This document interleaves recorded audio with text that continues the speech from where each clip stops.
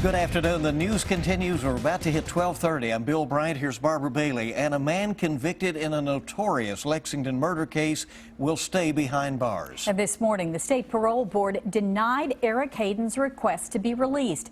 Hayden and another man killed Clay Nelson inside Columbia Steakhouse in 1986. WKYT's Mark Barber was in the hearing and is in Frankfort now with our top story at 12:30. Mark. For the first time, Eric Hayden has changed his story about the night that Clay Nelson was murdered. The 59-year-old now says he never even went inside the restaurant.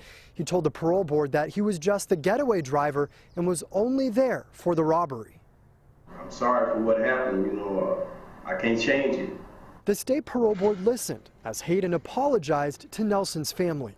He has been in prison for 30 years, serving out a life sentence for the brutal Lexington murder. When Hayden was 29 years old, police say he worked with Clarence Jones, his roommate, to rob and kill Nelson. Jones worked with Nelson at Columbia Steakhouse on Alexandria Drive. That's where investigators found his butchered body, stabbed more than 50 times after his killers set the restaurant on fire back in 1986.